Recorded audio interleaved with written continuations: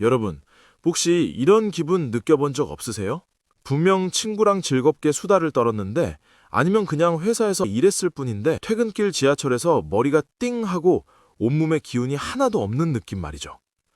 분명 아픈 곳은 없는데 이상하게 내 배터리만 광속으로 방전된 것 같은 기분. 도대체 왜 그런 걸까요?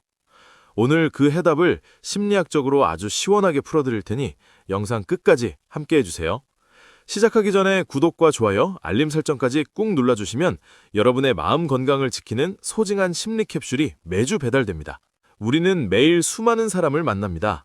그런데 유독 그 사람만 만나면 유난히 기가 빨리는 경우가 있죠. 제 이야기를 조금 들려드릴게요. 저에게는 아주 오래된 초등학교 친구가 한 명 있습니다. 어릴 때부터 참 착하고 좋은 친구인데 문제는 말이 너무 많고 속도도 엄청 빠르다는 거예요. 가끔 전화벨만 울려도 벌써 머리가 띵해집니다. 친구는 쉼없이 말하는데 사실 전화를 끊고 나면 도대체 무슨 이야기를 나눴는지 기억조차 나지 않을 때가 많아요. 그냥 저는 멍하니 뒀다가 중간에 화제 전환을 시도해보지만 결국 다시 친구의 수다 폭격 속으로 끌려 들어가고 말죠. 집에 오면 또 다른 복병이 기다리고 있습니다. 바로 초등학교 5학년인 제 딸아이예요. 얼마나 귀엽고 사랑스러운지 모릅니다. 그런데 하이톤의 목소리로 학교에서 있었던 일부터 요즘 유행하는 시시콜콜한 이야기까지 주제가 너를 띱니다.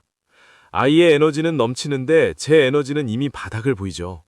아이는 신나서 떠드는데 제 머릿속은 온통 다른 생각뿐입니다. 결국 저녁마다 제가 가장 많이 하는 말은 이제 그만하고 자야지 입니다. 사랑하는 가족인데도 왜 이렇게 기가 빨릴까요? 직장에서도 예외는 아닙니다. 항상 불만이 가득한 동료가 한 명 있어요. 본인이 일이 너무 많아서 맨날 야근한다며 회사가 얼마나 부당한지 하소연을 하죠. 그 이야기를 듣고 있으면 속으로 이런 생각이 듭니다. 매일 시간이 없다면서 저렇게 불평할 시간에 빨리 일을 끝내면 좋을 텐데 하고 말이죠. 하지만 겉으로는 대놓고 말할 수 없으니 억지로 고개를 끄덕여줍니다. 친구, 가족, 동료. 이 세 사람의 공통점이 무엇인지 아시나요? 바로 제가 피하고 싶어도 피할 수 없는 관계라는 겁니다. 그리고 이들과의 대화 끝에 남는 건 시원함이 아니라 띵한 두통뿐이죠. 분명히 대화는 하고 있는데 소통이 되는 느낌이 아니라 일방적으로 쏟아지는 감정의 쓰레기통이 된 것 같은 기분이 들 때가 많습니다.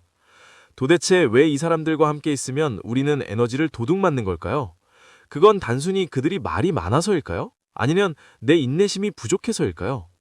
놀랍게도 이건 여러분의 성격 탓이 아니라 여러분의 뇌가 보내는 긴급 구조 신호입니다. 우리의 뇌는 생각보다 연약합니다. 특히 에너지를 쓰는 방식에 아주 민감하죠. 우리가 누군가를 만나 기가 빨린다고 느끼는 건 단순히 기분 탓이 아니라 실제로 우리 뇌의 에너지가 바닥났다는 강력한 신호입니다. 심리학에서는 이를 정서적 소모라고 부르는데요. 먼저 말이 많은 친구의 경우를 볼까요? 대화의 기본은 핑퐁입니다. 내가 한마디 하면 상대가 받고 상대의 말에 내가 반응하는 리듬이 있어야 하죠. 그런데 일방적으로 쏟아내는 친구와의 대화는 핑퐁이 아니라 날아오는 공에 계속 얻어맞는 피구 게임과 같습니다. 우리 뇌는 상대의 말을 분석하고 공감하려고 끊임없이 가동되는데 정작 내 생각이나 감정을 내뱉을 기회는 전혀 없죠. 출력은 없고 입력만 과부하가 걸리니 뇌 회로에 열이 나고 머리가 띵해지는 겁니다. 이건 소통이 아니라 언어적 폭격을 견뎌내는 노동에 가깝습니다. 사랑하는 딸의 경우는 조금 다릅니다.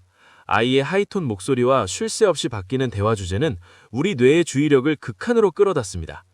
특히 퇴근 후나 저녁 시간처럼 이미 에너지를 많이 쓴 상태에서 아이의 높은 텐션을 받아내는 건 배터리 5% 남은 스마트폰으로 고사양 게임을 돌리는 것과 비슷합니다. 아이가 귀엽고 사랑스러운 것과는 별개로 뇌는 생존을 위해 이제 그만 자야지 라는 종료 버튼을 누르라고 명령하는 것이죠. 부모로서의 죄책감을 느끼실 필요 없습니다. 이건 본능적인 에너지 보호 반응이니까요. 마지막으로 직장 동료의 경우 우리 뇌에 거울 유련이 작동합니다. 상대의 짜증과 부정적인 감정을 마치 내 것처럼 복제해서 느끼게 되죠. 게다가 여러분은 속으로 그 시간에 일이나 하지라는 아주 합리적인 생각을 하고 계시잖아요. 겉으로면 공감하는 척 고개를 끄덕이지만 속으로는 비판적인 생각을 억누르는 이 이중 작업이 엄청난 에너지를 잡아먹습니다. 감정과 이성이 따로 노는 인지 부조화 상태가 지속되니 기가 안 빨릴 수가 없는 겁니다. 결국 이 세 관계의 공통점은 내가 감정의 쓰레기통이나 무한 동력 배터리 역할을 강요받고 있다는 점입니다. 상대는 나를 통해 자기 에너지를 채우거나 배설하지만 정작 나는 채워지는 것 없이 깎여나가기만 하죠. 그렇다면 우리는 어떻게 내 소중한 에너지를 지켜낼 수 있을까요? 현실적으로 안 보고 살 수 없는 관계라면 우리에게 필요한 건 투명한 유리벽을 세우는 연습입니다. 회사에서 불평불만에 쏟아내는 동료를 대할 때 혹시 그 사람의 문제를 대신 고민해주고 계신잖아요? 그게 바로 기가 빨리는 주범입니다.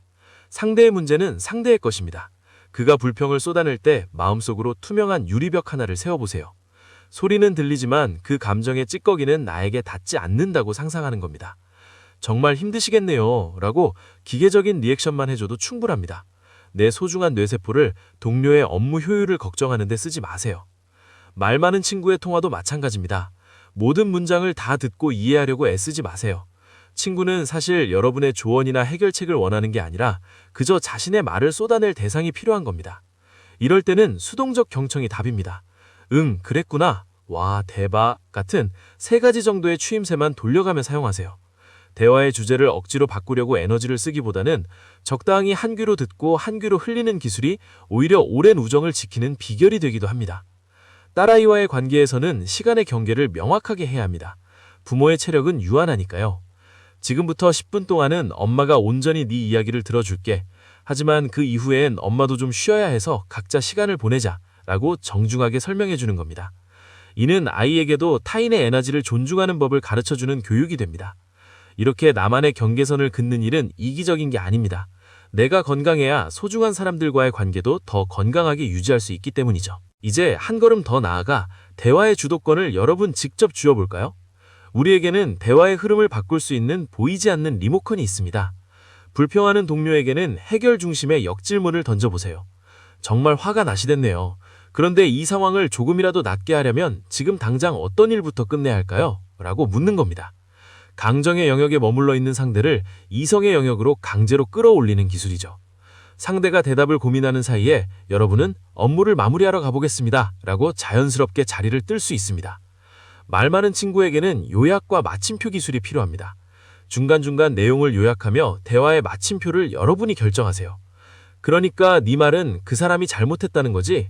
진짜 다이나믹했네 라고 요약한 뒤 이제 슬슬 다음 일을 좀 해봐야겠다 라고 선을 긋는 겁니다. 질질 끌려가는 게 아니라 내가 마침표를 찍는 연습을 하는 것이죠. 딸아이와의 관계에서는 선택적 집중이 핵심입니다. 아이가 말하는 수많은 이야기 중 딱 한 가지 핵심 감정에만 크게 반응해주세요. 와, 정말 신났겠는데? 라고 한 번만 제대로 반응해줘도 아이는 충분히 소통하고 있다고 느낍니다. 나머지 이야기들은 가벼운 미소로 응대하며 여러분의 뇌 에너지를 비축하세요. 여러분, 진정한 소통은 말이 많이 오가는 순간이 아니라 서로의 마음이 같은 주파수에서 만날 때 일어납니다. 하지만 모든 사람이 우리와 같은 주파수를 가질 수는 없습니다. 여러분의 뇌가 기 빨림을 느끼는 건 단순한 소음이 아니라 진정한 소통을 갈구하고 있다는 아주 건강한 증거입니다. 그러니 이제 더 이상 기 빨린다는 느낌에 죄책감을 갖지 마세요. 딸에게 이제 자야지 라고 말하는 것은 아이를 밀어내는 행동이 아닙니다. 내일 아침 더 밝은 미소를 보여주기 위해 내 마음을 충전하는 선포입니다. 동료에게 유리벽을 치는 것은 무관심이 아니라 내 일상을 지키는 방역입니다. 내가 건강하고 에너지가 넘쳐야 비로소 타인의 이야기도 진심으로 들어줄 여유가 생기는 법이니까요. 인간관계는 양보다 질입니다. 억지로 모든 사람의 감정을 다 받아내려 애쓰지 마세요. 여러분의 에너지는 한정된 자원이며 아주 귀한 보물입니다. 오늘 제가 제안해드린 기술들을 하나씩 천천히 실천해보세요. 처음에는 어색할 수도 있지만 조금씩 여러분의 머릿속을 괴롭히던 두통이 사라지고 맑은 정신이 찾아오는 것을 느끼실 겁니다. 여러분의 마음이 타인의 소음에서 벗어나 여러분 자신의 목소리를 듣는 평온함으로 가득 차길 응원합니다. 나를 지키는 법을 아는 사람만이 타인과도 건강하게 연결될 수 있습니다. 지금까지 여러분의 마음 건강을 위한 든든한 영양제, 심리 캡슐이었습니다. 오늘 영상이 여러분의 지친 하루에 작은 위로와 힘이 되었다면 정말 기쁘겠습니다. 저는 다음 영상에서 여러분의 마음을 더 시원하게 뚫어줄 또 다른 심리 캡슐로 찾아뵙겠습니다. 긴 시간 함께 해주셔서 감사합니다. 여러분, 오늘도 마음 편안하고 에너지 넘치는 하루 보내세요.